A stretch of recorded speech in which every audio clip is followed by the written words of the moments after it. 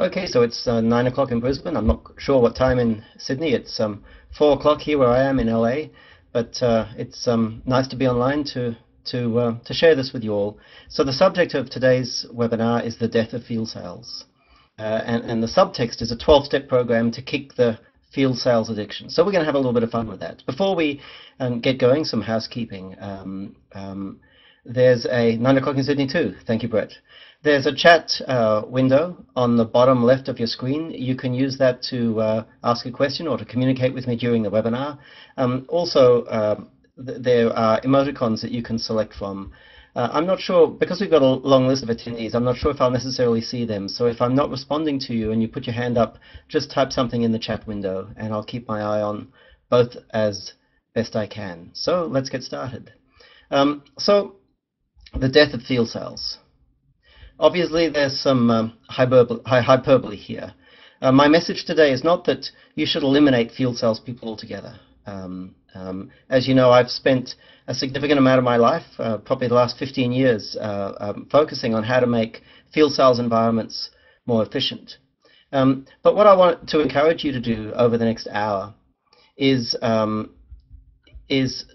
change the way you think about sales and to instead at least thinking about sales as essentially an inside function as opposed to essentially an outside function. So that's primarily the message. And if I had to exaggerate a little to get you all on board, then I'm happy to do that. I think the content's worth it. So let's talk about the difference between inside and outside. So I think the old paradigm was that sales was an outside function. We employed a person, that person we called a salesperson, and the salesperson was essentially our sales function. So if in our organization we had 3 or 4 salespeople, in effect what we had was 3 or 4 sales functions. Now the reason I'm saying that is that the typical model was that the salesperson was responsible for everything. Everything from prospecting and finding prospects, people to sell to. They're responsible for everything associated with selling. And in most cases, they're responsible for account management after the initial sale had been won. And these individuals, gifted individuals, we hope, operated autonomously, and for the most part, they operated outside the organization. So I'm suggesting that that's the old paradigm, and it's time for a new paradigm. And the new paradigm is that we start to think of sales, as I said before, as essentially an inside function. So for the next hour, I'm going to argue that we should think of sales as an inside function, and that leads to 4 rules, which will be exposed more as we work through the content this morning. So here they are. Number 1, centralize everything that you can. Number 2, commit to the web as your primary source of sales opportunities. Number 3, add outside salespeople only when you absolutely must. And number 4, eliminate commissions and all forms of performance pay. Okay, so that's the new paradigm. Sales is essentially an inside function, and they're the 4 rules. So before we start talking about the new paradigm, let's explore why, in fact, there's a requirement for a new paradigm. What's changed? Well, 10, 15, 20 years ago, things were quite different. When the standard sales model that most of us live with today was designed, the environment, the market environment was quite different. And the difference that I'm interested in here is that clients, for the most part, were outside of our organization. There was a gulf, if you like, or a chasm between our organization and our clients or our clients' organizations. So in the days before fax, before email, before webinars, web video and so on, and of course before the internet, if we wanted to communicate with our clients, we had to cross that chasm and do it, outside where clients were. But nowadays, of course, things are a little different. Because of email, because of the internet, and because of web conferences and other new technologies, we're in a position today where your clients are essentially inside your organization. I mean, just if you focus on the internet alone, that becomes apparent. Most of you have figured out that it makes sense to extend your offline presence online. And of course, clients, once you have an online presence, have the ability 24/7 to come and wander around essentially in your business. When you combine that with the fact that your clients have direct access to many of your people via either their cell phones or, more commonly, their instant messaging services, then it starts to become clear that the gulf between inside and outside has, for the most part, been broken down. But still, we find ourselves in a situation where the sales model looks as if the gulf still exists. And the point that I want to make right now is that I think there's, in many cases, a large cost having outside salespeople operating in an inside world, unless those outside salespeople are truly necessary. So number one, higher labor cost. Outside salespeople cost more than inside salespeople. If you have two people, both with similar capabilities, both with similar experience, and one of them works inside and the other works outside, the outside salesperson will cost more, and in most cases will cost significantly more than the inside person. Number two, as soon as we allow a person to operate in the field, we get significantly less output from them because they perform less activity, and markedly less activity. It's not too difficult for a telephone-based person to have 40 meaningful contacts in a day. Most of our client salespeople, before we work with them, have 2 meaningful contacts a week, but even after we're done working with them, they will have 4 meaningful contacts a day. So that's an order of magnitude increase in the volume of activity if you can communicate with your clients online or via the telephone. Brett's just saying that the audio is choppy. Could you put your hand up if anyone else has the same problem? And if so, I will turn off the video. I did get this complaint from 1 or 2 people last time, and when I listened to the video recording, it wasn't the case. So let me see. We have Marissa, Megan. I'm going to turn off the video for a while, and let's see if it makes a difference. So can you put your hand down? And okay, it's good with most of you. Let me know if that makes a difference. Okay. Actually, you know what? There's a lot of people saying it's good there. I'm going to turn the video back on. It doesn't seem to be a problem. I would suggest if you have a problem on your side, maybe switch off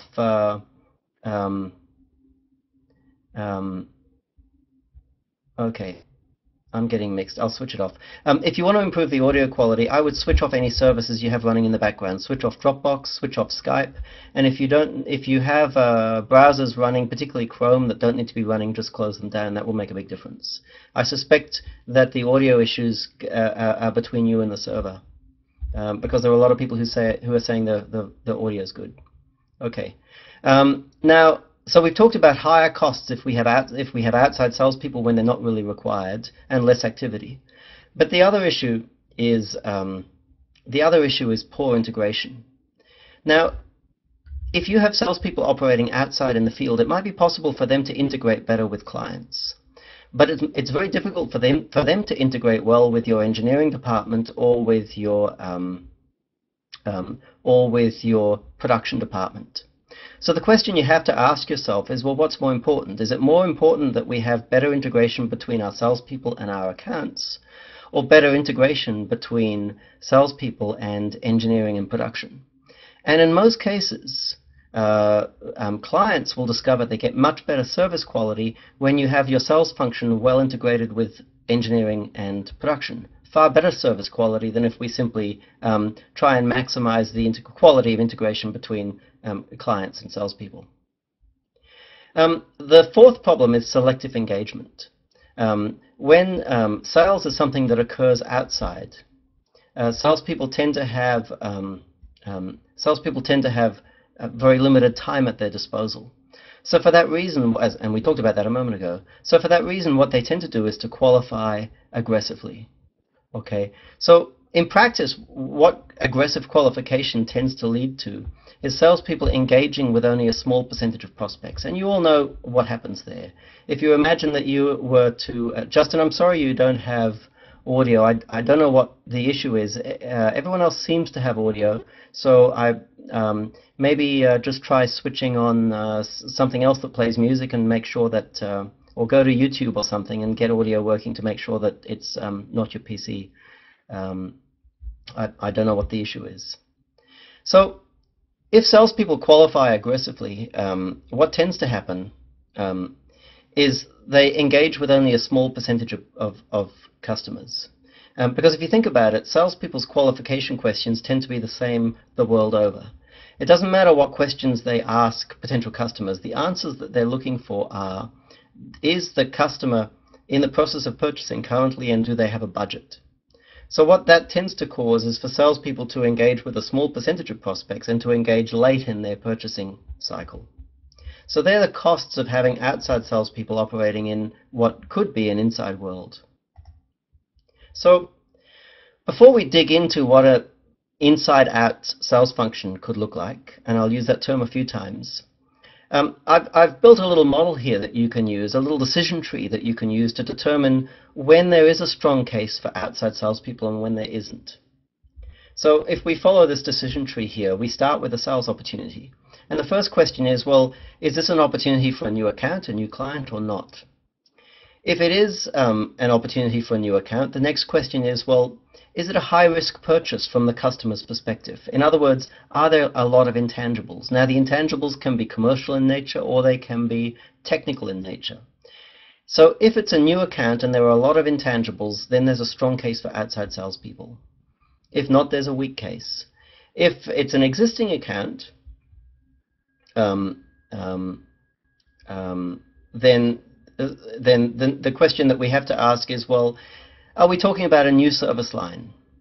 If it's a service line they've purchased in the past, then odds are the case for outside salespeople isn't strong.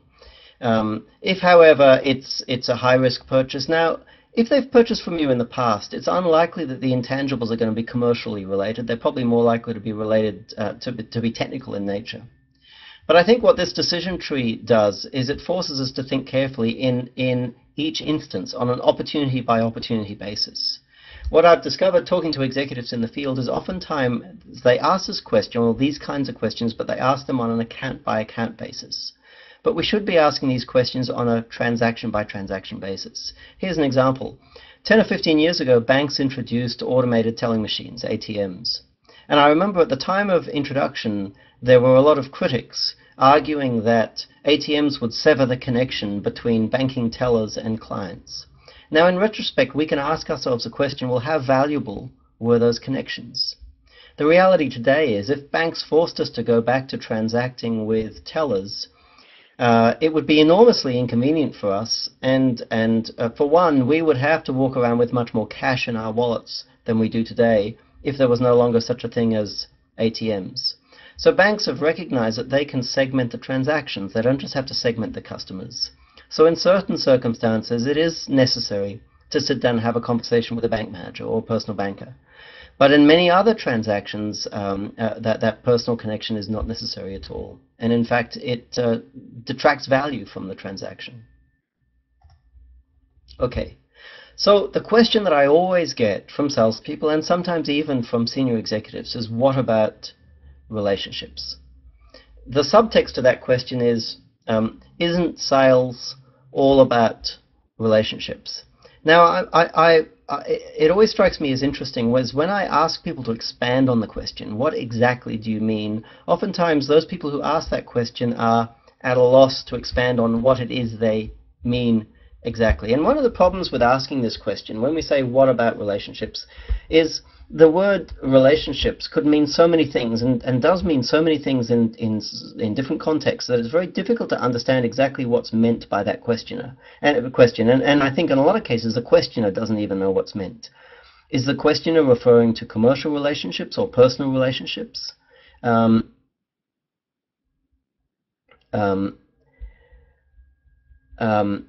My position is that this idea that sales is all about relationships is mostly wrong.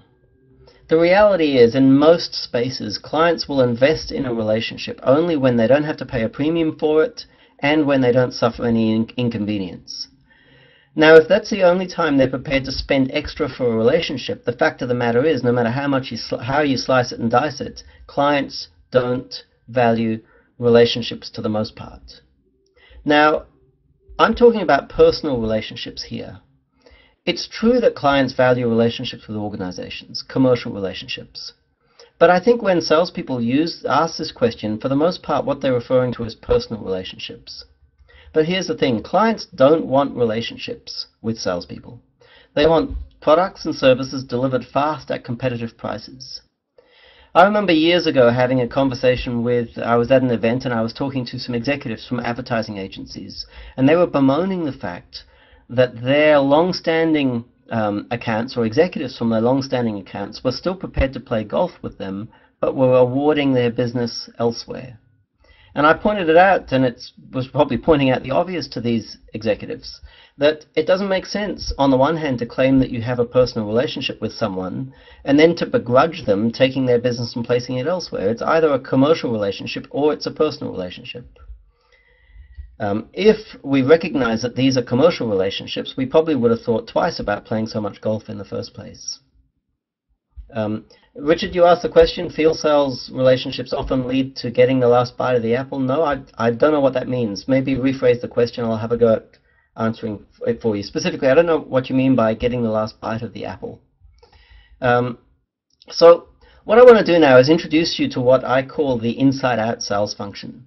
So this is a function. This is a sales function designed to be essentially an inside function. Now it still includes a field salesperson over here, okay? But it's a sales function where the field salesperson is a secondary consideration as opposed to a primary consideration. So this diagram's a little bit complex. What I'm going to do is break it down into parts and come back to it. Before I do, I want to answer a question here. Rosa asks, what about the element of trust? People need to trust and know you to buy from you. Isn't that part of relationship building? Well, here's the thing. If a customer needs to make a purchase from you and there's risk associated with that purchase, we need to recognize that we need to break down the risk and separate the commercial risk from the personal risk. Now, in extremely risky transactions, and it can be risky simply because the client's very ignorant. For example, the client's purchasing an ERP. If they've never purchased a major ERP before, they may be cognizant of the fact that they know very little about the decision that they're making. And in that case, it's necessary for them to place a lot of trust in the organization, and probably trust in the individual is going to be a proxy for trust in the organization. But I would encourage you to, so yes, in circumstances like that, and I've already explained that when I talked about how, when there are a lot of intangibles, field salespeople make sense.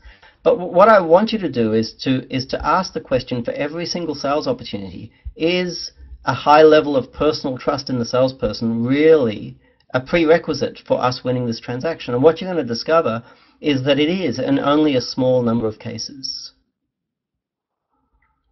Richard points out that his sales team often gets the last chance to bid based on a relationship. So competitors might be pricing 15% last, and the person who talks to the customer last gets the deal. I don't think that's a reason to have salespeople in the field. In fact, I think the opposite is the case.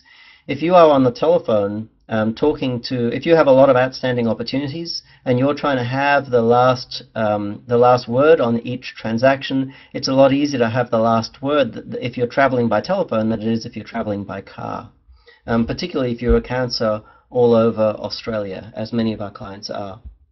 So what I want to do is dig into the Brian makes a good point. He says, I'm finding relationships are getting in the way of sales. Clients take advantage of it.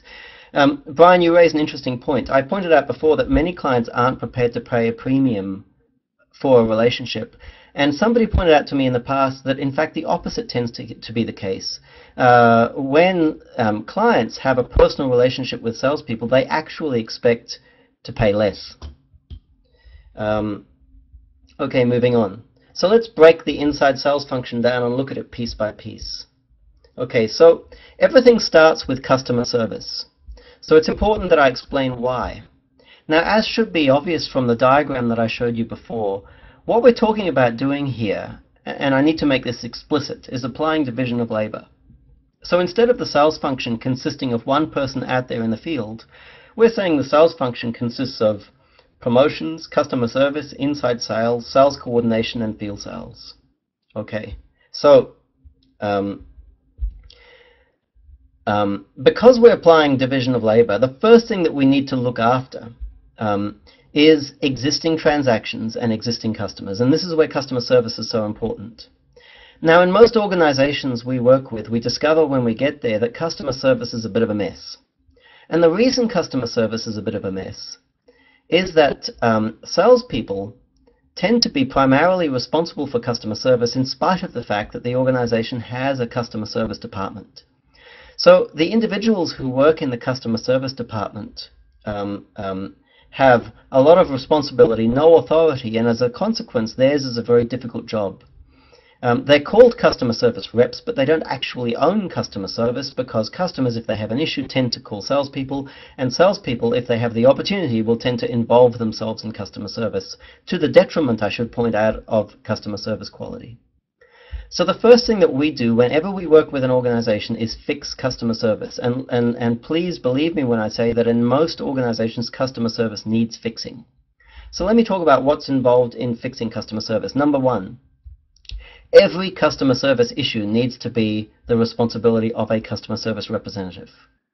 So we need to clearly agree on what is and what isn't a customer service issue, or a task is probably a better word.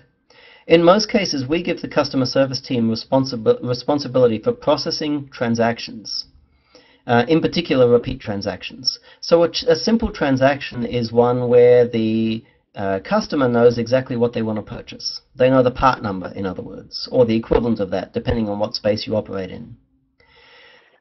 So the transaction flow goes direct to customer service. If you have an inside sales team, inside sales will help the customer discover what they need to purchase and then hand the order to customer service to convert into to process.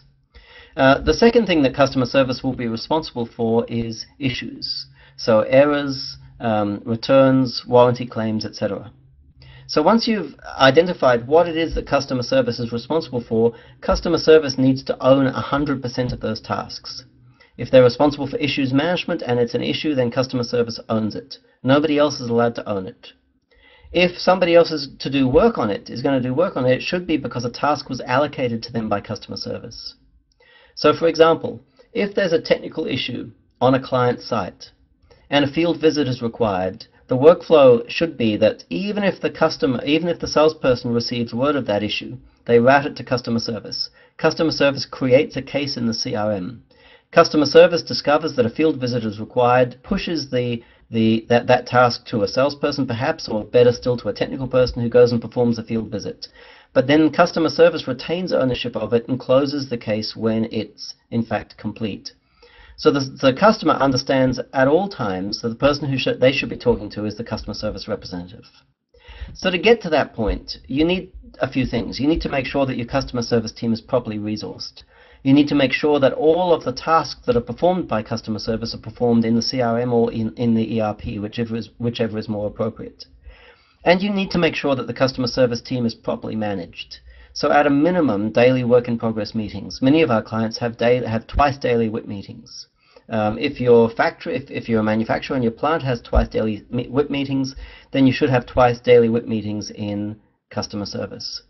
Now, this is not as onerous for salespeople as they like to claim. What happens is if a salesperson is with a customer, presumably bidding for brand new business, and the customer mentions they have an issue with customer service, all that happens is the salesperson gets a customer service rep on his or her cell phone, introduces the customer service rep to the customer, allows the CSR, waits patiently while the CSR creates a case and takes the details down, and then hangs the phone, leaves the customer service to the customer service rep, and gets on with the business development.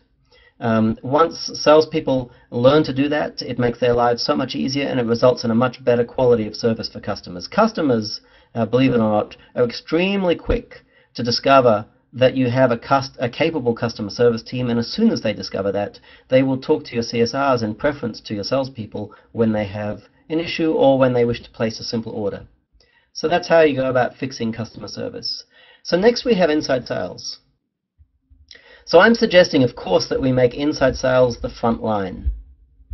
So if we can process a transaction in inside sales, we should do that. So inside sales, in most cases, is responsible for receiving inbound inquiries. And generally the delineation between inside sales and customer service is, and I touched on it already, is, well, does this person know what they want? If they know what they want, they can talk directly to customer service. If they don't know what they want, they talk to inside sales. Most of our clients will have inbound calls received by the customer service team who triage them, handle the ones they can handle, and route the rest to inside sales. So inside sales is responsible for talking to the client about their requirements and making a recommendation and getting a commitment. In most cases, they will create a sales order in ERP, and then they'll route it to customer service to convert the sales order into a factory order, or whatever your a production order, whatever your equivalent of that is. Okay. Inside sales should have some excess capacity so that they can also make outbound calls. In most organizations, there's a strong case for inside sales to make outbound calls too. For example, if you have customers who reorder frequently, you can examine the data in your ERP and discover that customers haven't placed an order in spite of the fact that you expect them to have done so by now, and in that case you can build a list and have inside sales call them. Also, it's possible in many cases for inside sales to chase and win simple incremental transactions. So for example, if you're a printer and you have customers who are purchasing business cards from you, that means that you have their customers' artwork on your system. To convince a customer to go from purchasing just business cards to purchasing business cards and letterhead and with compliment slips and even simple brochures is all incremental transactions, and inside sales is more than capable of chasing them. You don't need a salesperson out in the field to chase simple transactions like that. So for most organizations, there's huge upside where inside sales is concerned. There's potential to take a significant volume of the existing transaction flow and have it performed by an inside team. And not just the inbound transaction flow either. The inside sales team can be making outbound calls, chasing new work. Now, in every case when we work with organizations on building inside sales teams, our clients are shocked by what it's possible to do on the telephone. We work with organizations that are selling, custom software or consulting services, and we're one of those, I should point out. And it's amazing in those complex selling situations, even engineer to order situations, what can be done on the phone. In our case, we do 90% of our selling on the telephone, not 100%. But interestingly, the only selling that we do on premise is the conduct of what we call solution design workshops, and those workshops are paid for by clients. So in spite of the fact that we sell expensive and complex services, we've managed to get to the point where we never ever go on site to talk to a customer unless we're being paid to be there. Now every day I hear objections from organizations that are selling things that are much simpler than that, who are arguing it's critical that they're on site. If that's your position, I would encourage you to challenge and to run some thought experiments and maybe some real-life experiments to determine, is that really the case? Okay, so that's inside sales. Next in the picture we have promotions. Now the job of promotions is to generate sales opportunities.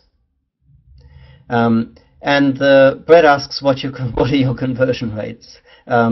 Well, there's no point me telling you conversion rates in a vacuum, but yes, Brett, we do track whenever we make a change on our sales process, we definitely check the conversions from step to step, and if we see a drop in conversions, obviously we would revert to what we were doing previously. And Brian, the latter, 90% of all completed sales. Yeah, 90% of completed sales. So the job of promotions is to generate sales opportunities for both inside sales and outside sales, which we'll come to later. So promotions, if you think of it as a machine, the input is the marketplace and offers. And actually the marketplace includes the cold marketplace and existing accounts. The output is sales opportunities. And of course the activity that promotions performs is campaigns. And the job of promotions is to maintain a queue of sales opportunities for both inside sales and for promotions. Now for inside sales, the job of promotions is relatively easy because in most cases inside sales will be kept relatively busy, maybe 70 approximately 70% of their capacity will be consumed with repeat orders and inbound inquiries. Many of them will be from referrals. So the job of promotions where inside sales is concerned is to simply maintain a small queue of opportunities there, so that the 30% of inside sales time that they have available to make outbound calls can be kept busy. Okay, so that's promotions. Moving on.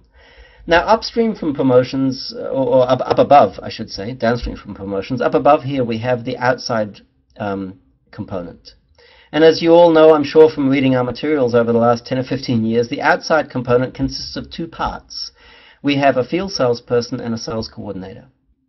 So in case you haven't been paying attention, the way that this works is our attitude is if we're going to have someone in the field, we want them in the field 100%. It's extremely inefficient to have someone moving backwards and forwards from the field to the office.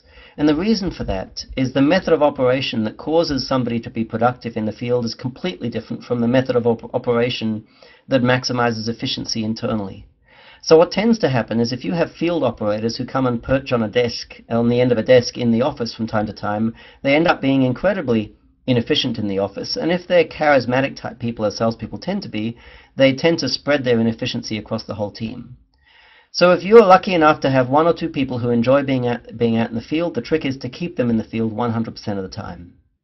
Now, of course, this means you need a much, much smaller field sales team. Our normal approach, if we're working with an organization from a cold start, is to reduce the field team to 1/5 its previous size, and to pair each remaining salesperson up with a sales coordinator. Now, a field team 1/5 its previous size, where each remaining salesperson has a sales coordinator, can perform double the volume of business development appointments compared to the whole team previously. Plus, of course, if you're smart, you're going to pick your best salespeople when you reconfigure the sales team. So you now have your one or two best salespeople across 100% of your field, across 100% of those opportunities that genuinely will benefit from field activity. Now, the reason for the split, or the way we go about making the split, is very simple. We do a time and motion study on a salesperson, and each activity the salesperson performs, we ask ourselves one simple question: is this activity an activity that is or should be performed in the field? If the answer is yes, it's the responsibility of the salesperson. If the answer is no, it's automatically the responsibility of a sales coordinator. With the exception of prospecting, of course, which has been moved to promotions already. So essentially what we're doing here is cutting a salesperson in half. The salesperson continues to do the field-based activities, but anything that didn't have to be done in the field, like scheduling, like data entry in the CRM, like completing expense reports, etc., like fulfilling information requests, all of that stuff gets done by a sales coordinator. Now, the relationship between a salesperson and a sales coordinator is essentially the same as the relationship between a senior executive and an executive assistant. So this, if you are in a position where you have to have field salespeople, this little trick here enables you to have a team that's significantly smaller, doing significantly more work. Now, the fact that you've improved efficiencies is you get two wins. Number one, you reduce costs, but number two, you put yourself in a position where you can afford to pay much more for a really capable field-based person. So we have a lot of clients that have, that are selling things that are reasonably complex, that have, let's say, 5 salespeople, all of whom earn $80,000 a year. Now, there aren't many good salespeople who'd be prepared to work for $80,000 a year. I certainly wouldn't. So if you have 5 salespeople earning $80,000 a year, collectively doing maybe 10 appointments a week, our model, or this model, offers you the opportunity to have a team 1/5 the size, so one salesperson, doing twice the volume of appointments that all 5 were doing previously. And you can be in a position where you can pay that person $120 or $150. And let me tell you, the caliber of person that you can purchase in the marketplace, if the amount that you're prepared to pay goes from $80 to $150, the increase is geometric. Okay, so now we have the final model. It reappears. Let me walk you through it briefly. So at the beginning of the value chain here, we have promotions. The objective of promotions is to communicate with your accounts and with the market and generate sales opportunities. Those sales opportunities get queued up upstream from both the sales coordinator and inside sales. Incidentally, if either customer service or inside sales comes across an opportunity that should be handled outside, they can route it directly to the sales coordinator also. So the sales coordinator is responsible for managing all of the opportunities that are being prosecuted externally. So they're kind of like a little project manager. And in most cases, they will assign activities to the field salesperson, but they'll also assign activities to other resources, in particular customer service, and if you have a technical department, to them also. Now, the part of the model we're most interested in is inside sales. Inside sales are receiving opportunities directly from promotions. These are the ones that require them to make outbound calls. Plus, they're receiving opportunities that are escalated to them from customer service, who are triaging all inbound telephone calls and emails. So the job of inside sales is to talk to people who have a need, but who don't necessarily know a part number, and help them to understand what it is that they need to purchase and to go ahead and process the transaction. Customer service convert transactions into orders, internal orders. And they also handle any issues that arise in the field. Somebody is asking, can customer service and inside sales be the same person? Well, Richard, if it's a very, very small organization, perhaps. But generally speaking, you want to make a split between the two. Because what tends to happen is the lower value activities, for whatever reason, tend to overwhelm the higher value activities. So you see that with salespeople. If you have salespeople who are responsible for account management and business development, then the account management tends to expand to the point where they no longer have any time left for business development. Now, the same thing happens here inside. If we have the one person responsible for customer service and inside sales, what tends to happen is not a lot of selling gets done.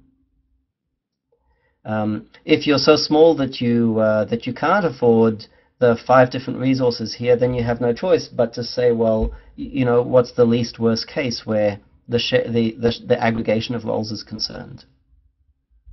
Okay, so we've talked about the theory, and I've explained to you what the model looks like. The critical question we need to grapple with now, however, is, well, how do we make it work in practice?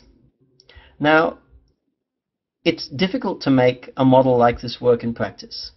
And the reason it's difficult is because, as I suggested previously, what we've done here is we've applied division of labor.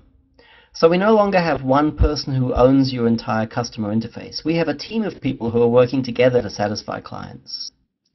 But here's the thing.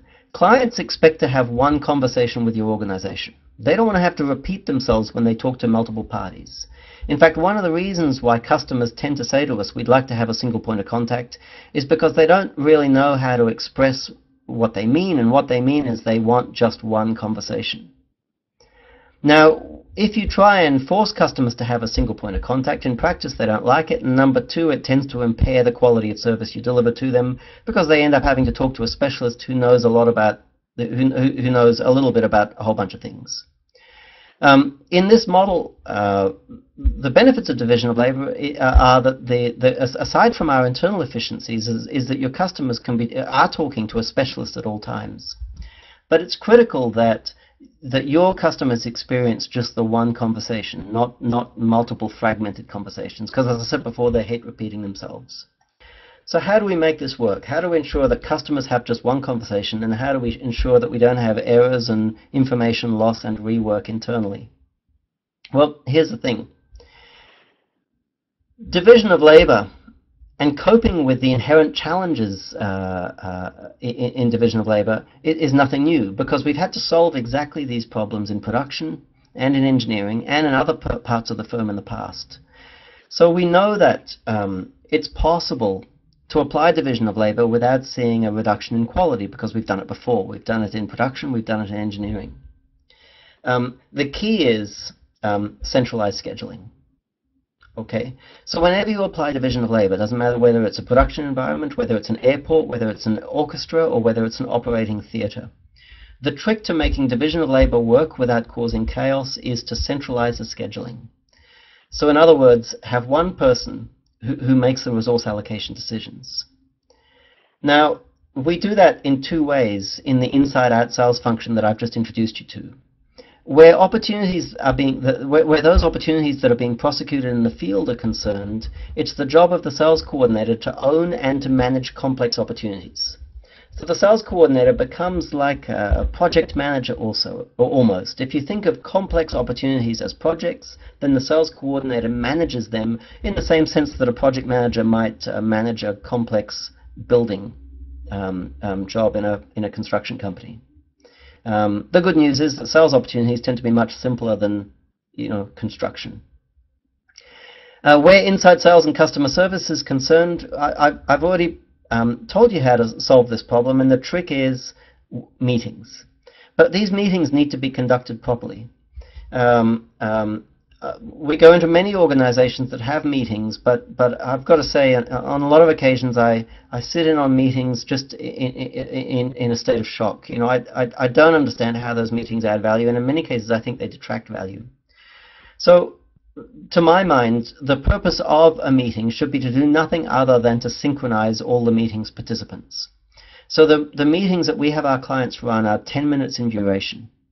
They're stand-up work-in-progress meetings. By stand-up, what I mean is no one sits down.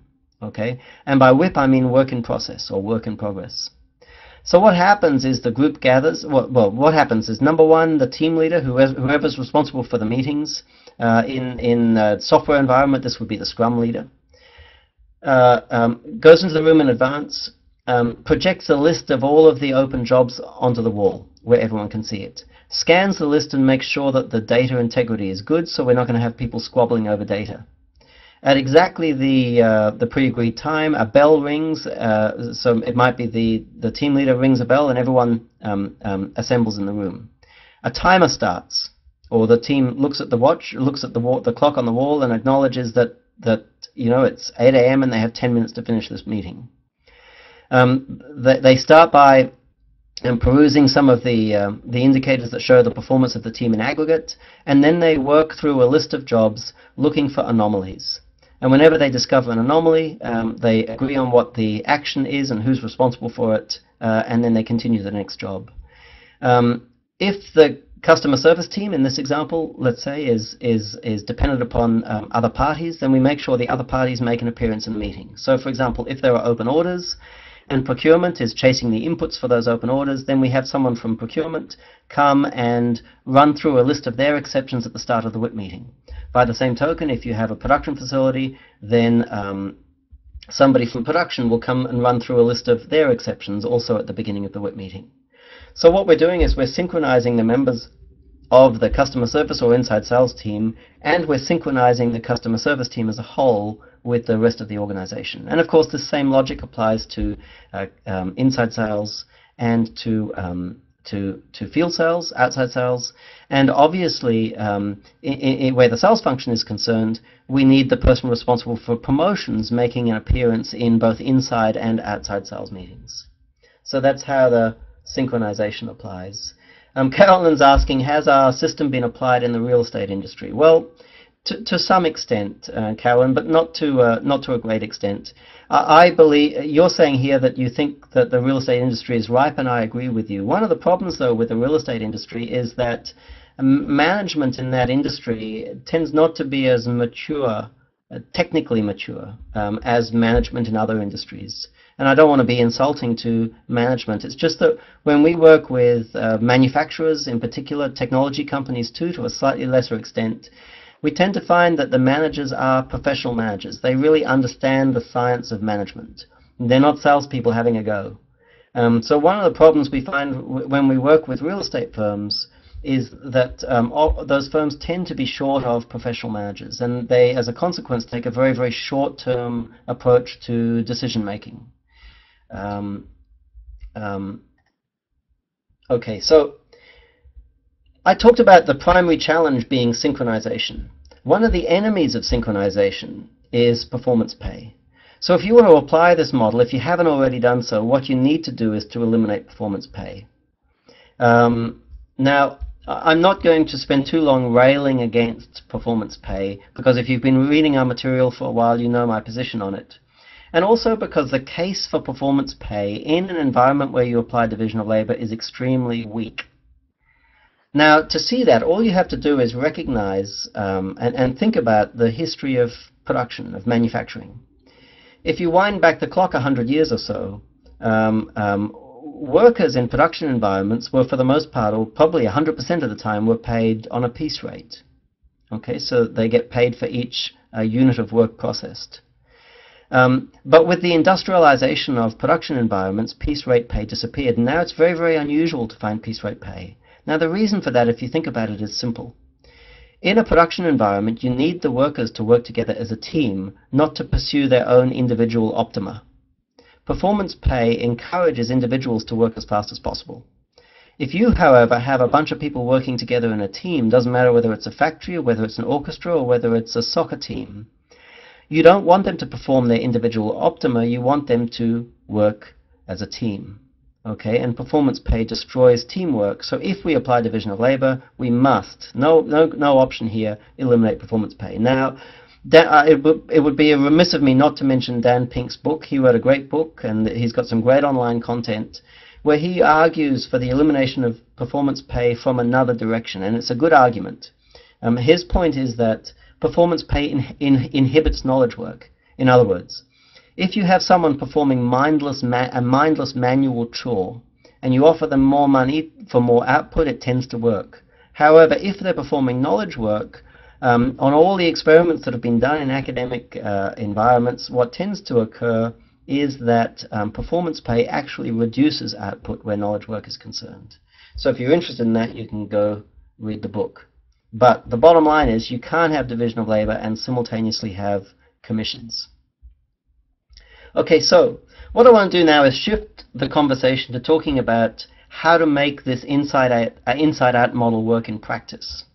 So I've presented a theoretical model, and that theoretical model is probably going to be good enough for most organizations when those organizations are viewed from up in the air a little ways. But of course it has to be fine-tuned to suit the peculiarities of each organization. We're looking here at a model that we fine-tuned for a client of ours. And you can see it looks kind of similar. We have a promotions function here.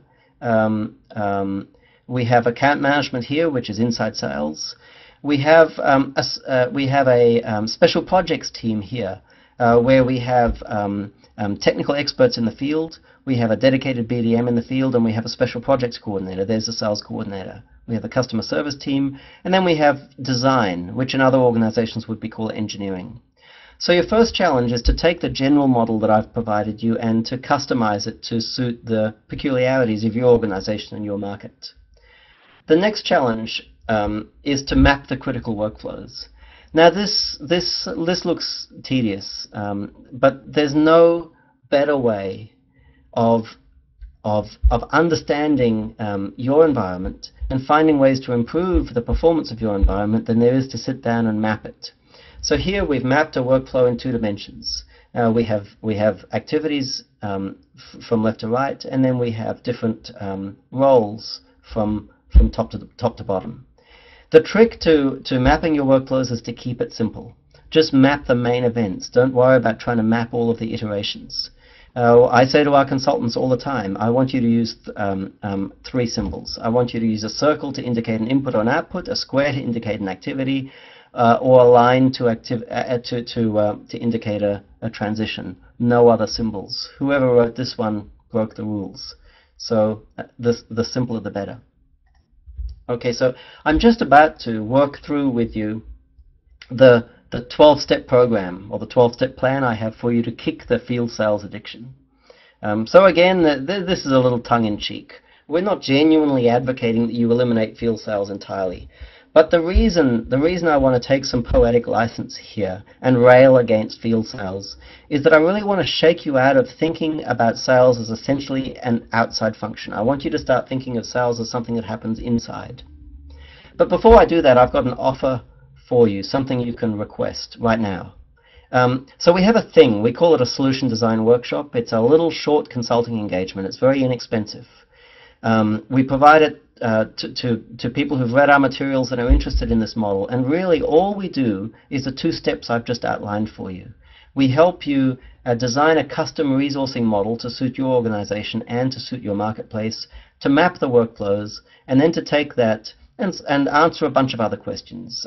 Figure out what the inputs need to be into the new model, plan a transition from the old model to the new model, and to explore the economic case to make sure it makes commercial sense. So if you're interested in that, I have a little poll here, and click yes if you're interested, no if you're not. I'm going to leave this up for just a couple of seconds. Andrew says the solution design workshop is very good. We've done it and recommend it. Thank you, Andrew. It's nice to see you on the conference call. So click yes or no. I'm going to take this down in 2 seconds, and we're going to move on to the 12-step program to rid yourself of the field sales addiction. Okay, we've got about 70 people. I think we got more votes than people. I don't know how that's working. I'm going to jump back to the presentation, but I'll put this slide up again at the end if you haven't voted. Okay, so the 12-step program. So here's how you go. Here's how you go about making the transition. So the steps you need to make, 12 steps. The first 4 steps involve customer service, because as I mentioned before, you have to start with customer service. So step number 1 is to create a customer service team. Number 2, route all repeat orders and issues to customer service and make it mandatory. You know, if you decide that issues belong to customer service, then 100% of issues need to be routed to customer service, not 90%. And mandatory means that even salespeople need to route orders to customer service. You know, if you're scared of your field salespeople, then forget about making this transition. It's not going to work. You know, you have to be prepared to step up and be the boss. Number 3, route all inbound calls to the customer service team and allow customer service to triage them and pass the ones that require sales to either to inside sales or directly to a sales coordinator. Number 3, build a register of all customer service jobs and review that register daily in your daily customer service WIP meeting. So those first 3 points revolve around fortifying customer service. Okay. Now the next step is inside sales. And the primary objective here is to boost the transaction flow. So first, find and recruit 2 or more inside salespeople. Now you can start with 1. I like to start with 2. A couple of reasons for starting with 2 is that if you start with 1 and that person fails, you don't know whether it was the person or the process. The other reason for starting with 2 is that oftentimes if you recruit 2, 1 will fail anyway. And if you recruited just 1, then you're stuck, then you have no inside sales function. So my preference is very much to start with 2. And the third reason is that the environment is a lot more pleasant for an inside salesperson to work in if they're not the only inside salesperson. So if you possibly can, spring for 2. Convert inside salespeople into customers' primary point of contact. Your field salespeople should not be the primary point of contact. The inside salespeople should be the primary point of contact because they're accessible. Accessibility should trump the ability to be on-premise. Now, of course, if inside salespeople talk to a customer who needs a salesperson on-premise, either because they need somebody to look at a problem, or because they have a commercial issue that's better off being resolved face-to-face, obviously inside sales can escalate easily to field salespeople. The ideal is that your field salespeople don't get telephone calls from anyone other than the sales coordinator. All customers should phone in, and then internally decisions can be made about what salespeople's priorities are. The quality of customer service will go up, not down, as a consequence of that. Number 3, centralize the management, or number 7, centralize the management of all sales opportunities and use a CRM for that. So in the standard model, the case for CRM, I've got to say, is very weak. In the standard model where salespeople operate autonomously, a good old Franklin planner is more than sufficient. Salespeople resent CRM, and for good reason. They really don't need it. In this model, where we've applied division of labor, the CRM becomes absolutely critical. You need one. But the tip here is don't spend a lot of money on one. You know, we use vTiger, which is an open source CRM, and I always shake my head when I see organizations spending a lot of money on CRM, because if you spend a lot of money on CRM, then you don't have the funds left to do the small amounts of customization or integration with other applications that are required. To my mind, the CRM's a commodity. Buy the cheapest one, or better still, spend nothing at all and save you money to spend on customization, integration, and ongoing support. Allocate only discrete tasks to field reps. only those that can't be performed internally. So anything that can be done inside, do it inside. And then again, build a register of all opportunities and review that register daily as a team. So that's the WIP meeting raising its head again. And now field personnel, the last 3 steps. Retain only those who you can easily maintain at 100% utilization. So if you look at the volume of activities that are being performed currently, and cordon off those that genuinely need to be performed and will benefit from being performed in the field, just have salespeople perform them, and make sure that your team is only big enough to enable you to perform them. In other words, the team operates at full utilization. The last thing you want is a bunch of salespeople sitting idle, field salespeople. Number 11, if possible, keep sales activity inside and perform only technical tasks in the field. So this is an interesting point. In a lot of circumstances where field activity is required, what we end up discovering is what needs to be done in the field is not the commercial selling stuff, but the technical stuff. The commercial selling stuff can be done just fine on the telephone. So if that's the case, you don't need field salespeople at all. You need an inside sales team supported by field-based technical representatives, and that's an awesome position to be in. And number 12, if it's necessary to sell in the field, provide your remaining salespeople with executive assistants, in other words, the sales coordinators who manage their calendars as well as the major ops that the opportunities are engaged with. Okay, so that's the 12-step program to make the transition from an outside-in sales model to an inside-out sales model. Okay, so that's the content for today. I've got 4 minutes left, so I'm going to spend the 4 minutes answering questions, and I have at least one here that I haven't attended to. Mark asks, is this an example of an inside sell? I guess, Mark, you were referring to me pitching or encouraging you to request the overview of the solution design workshop, and absolutely, yes, it's an inside sell. And it's important to note that this presentation is being done on the phone, and it's being done on the phone or done over the internet from Los Angeles. So in spite of the fact that Ballistics is based in Brisbane, Australia, I live in LA, and I spend a good percentage of my time working on sales opportunities in Australia from LA, and I've got to tell you, it makes no difference whatsoever. One thing that I've noticed here in the States is that we come across organizations that work on the Eastern Turnpike, for example. In other words, they're in New York and they just sell up and down the Upper East Coast there. And to my mind, after coming from Australia, it's ridiculous. We came here thinking, well, North America is our market. Why would you be thinking of the Eastern Turnpike as your market? And to some extent, I find the same thing occurs in Australia. We come across organizations that sell in Melbourne. Well, if you're going to sell in Melbourne, why wouldn't you sell in Brisbane and Sydney and Melbourne and Auckland? It doesn't make sense to say, well, our market is Melbourne. Those cities are so close. And the reason why organizations have this insular view in most cases is because of the design of their sales function. Now, if you move from an outside-in sales function to an inside-out sales function, most of the selling activity occurs inside. A small percentage of the activity is performed outside, but those activities are high-value activities. So if they're high-value activities, you can afford to put a salesperson on the plane and fly them to Brisbane or Sydney or Melbourne or Perth or whatever the case is.